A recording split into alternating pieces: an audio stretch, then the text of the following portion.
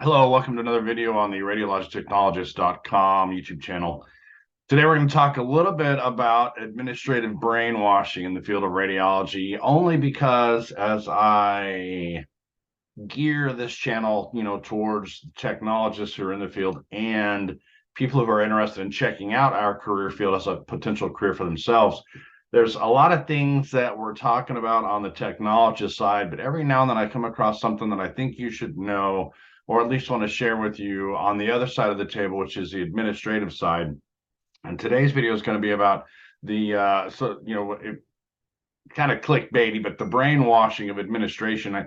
I think it's important for you to understand how administrators are kind of groomed, because what you see on the technologist side is, the mantra of do more with less. And I know we're short staffed, but we've got to increase volumes, and a lot of this cold, dry business sense that does not translate into good quality patient care, good employee metrics, and things like that.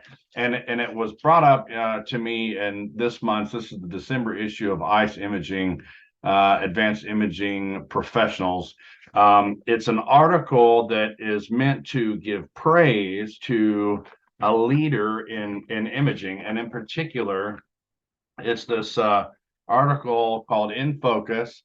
It's on Robin Jackson, and she's doing a great job where she's at. So let me just read the very first paragraph of the article. The very first paragraph. Dr. Von Eason nominated Jackson for the In Focus article. Quote, Robin led her department in getting their 2 CT scanners certified through the American College of Radiology. Although working with limited staffing, her team has achieved record numbers each month for the number of patient exams completed, Eason said. That's the opening of the article that's going to discuss how awesome this imaging leader is. And immediately it said to me, the only thing on this radiologist's mind is how they got more patient volume out of less staff. Because the first part of it is just her job. The first part about she got her 2 CT scanners certified through the ACR. Well, that you have to do that with every machine. You have to get every machine certified. So that part's just kind of fluff.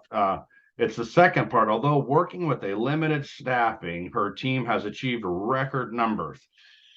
I'd like to hear from the staff. Did you just get killed? I mean, were you just nonstop? Did they extend your hours? Were you doing Saturdays where you weren't doing Saturdays before? I mean, this article speaks to how senior administration in hospitals focus solely on more money. It's more money, more volumes, more quicker turnaround times. Now, you may say, well, Ron, they're in business to make money. Well, you're absolutely right. And that is this person, these things that this person did, it's actually their job. But what I would rather see reported is, and to the credit of ICE, if you read the whole article, when the reporter asks the CT lead tech what she considers her greatest accomplishment, this is what she said. When asked about her greatest accomplishment, Jackson is among those elite parents who managed to grow a successful career while also caring for a family. Quote, I would have to say it has been raising and caring for a family while I grew my career as a working woman, she replied when asked. I have been married for 30 years. I have one son in the Army National Guard and 2 daughters, one living in Oregon and the youngest living here in my area. Now, there's your true gold. There's the actual achievement that should be celebrated. This person took being a successful mom and taking care of her family and was still able to perform highly at her job. That is the true gold in what this person has provided to society. It's not that she made more money for the hospital by increasing her patient flow with less staff. So my point in this video is just to show the staff side of the table that when you're working with your administrator and what you're hearing in dialogue is, we've got to figure out how to go faster. We've got to figure out how to see more patients. We've got to figure out how to increase volume and increase outreach.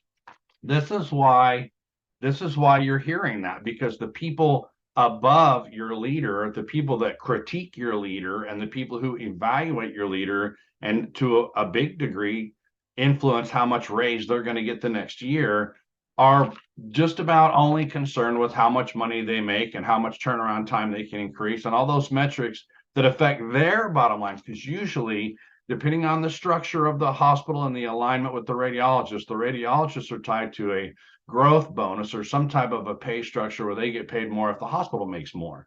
Unless they're a staff of the hospital and they're a salaried radiologist, which can happen and does happen.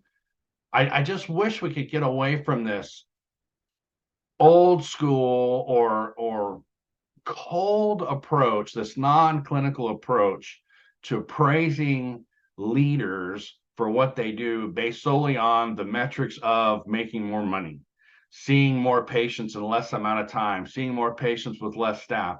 I would rather see, let's see somebody praised because they had less turnover in staffing than ever before, or higher staff satisfaction scores than ever before.